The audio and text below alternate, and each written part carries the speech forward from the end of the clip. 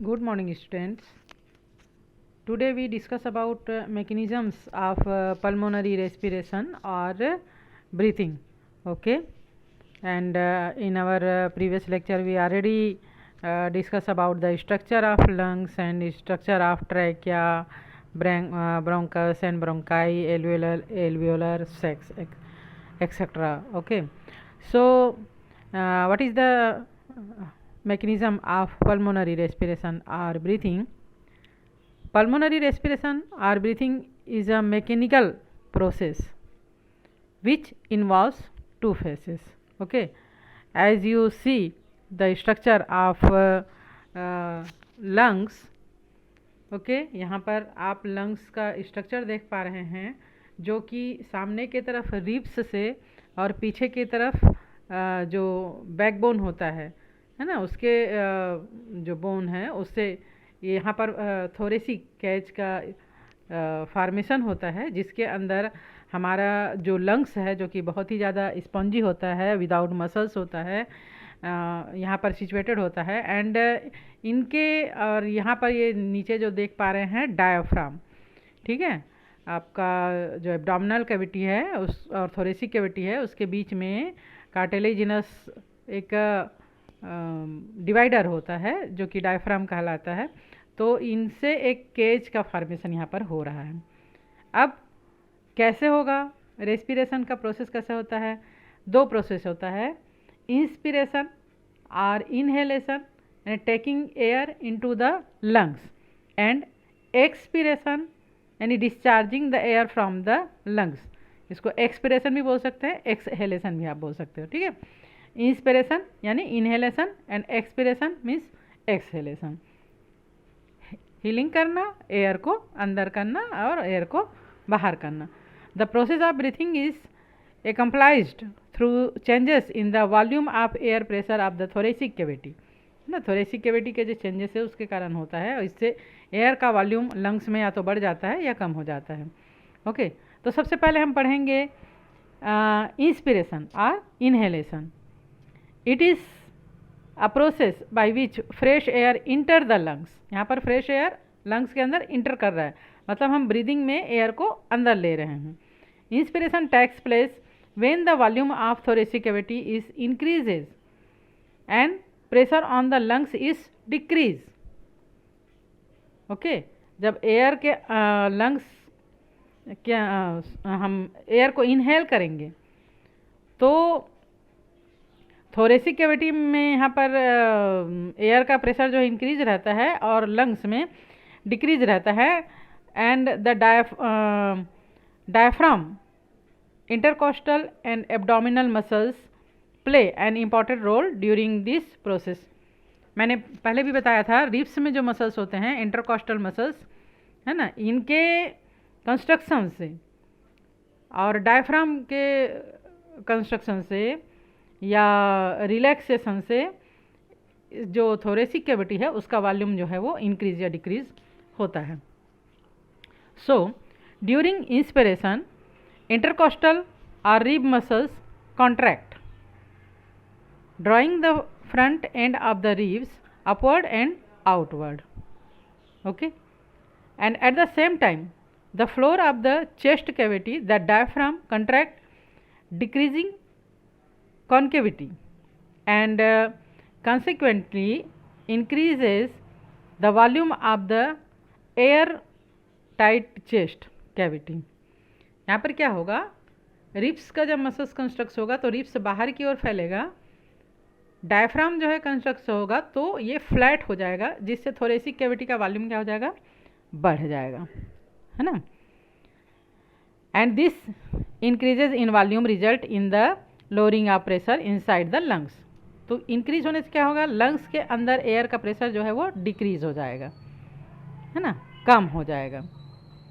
And when it falls below atmospheric pressure, air rushes in the form of outside through trachea and its branches to the air sacs and alveoli. तो जब यहाँ पर air का volume कम हो गया तो बाहर से जब हम इनहेल करके एयर को अंदर करेंगे तो एयर जो है वो trachea and bronchi, bronchioles and then alveolar sacs में फुलफिल हो जाएगा। During inspiration, the lungs are distended as they are filled with the air. Okay.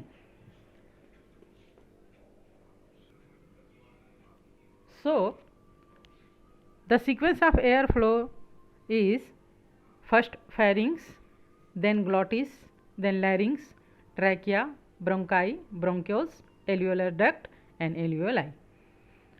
From the alveoli, oxygen passes into the blood to capillaries and carbon dioxide diffuses out from the blood to the lumen of the alveoli. हमने alveoli का structure पढ़ा है जिसमें arteries and veins के capillaries होते हैं। तो जो हमने इनहेल करके ऑक्सीजन को अंदर किया है ये आर्टरीज के कैपिलरी में दे दिया जाता है और वेंस के द्वारा जो लाया गया सॉरी यहाँ पर पल्मोनरी का थोड़ा सा अपोजिट होता है। पल्मोनरी आर्टरीज के द्वारा कार्बन डाइऑक्साइड वाला एयर जो है वो लाया जाता है और पल्मोनरी वेन के द्वारा जो हमने इनहेल करके ऑक्सीजन लिया है उसमें मिक्स करके ऑक्सीजन वाला ब्लड जो है वो हार्ट तक पहुंचाया जाता है ना। तो यहाँ पर ऑक्सीजन जो है वो कैपिलरीज में दे दिया जाता है और कार्बन डाइऑक्साइड जो है वो बाहर एल्वियोलाई में आ जाता है। अब नेक्स्ट प्रोसेस होता है एक्सपिरेशन और एक्सहेलेशन, है ना। It is the process by which foul air means carbon dioxide is expelled out from the lungs.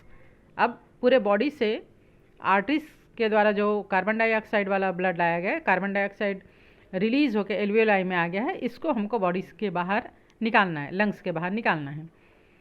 Like inspiration, the diaphragm, intercostal and abdominal muscles play an important role during this process.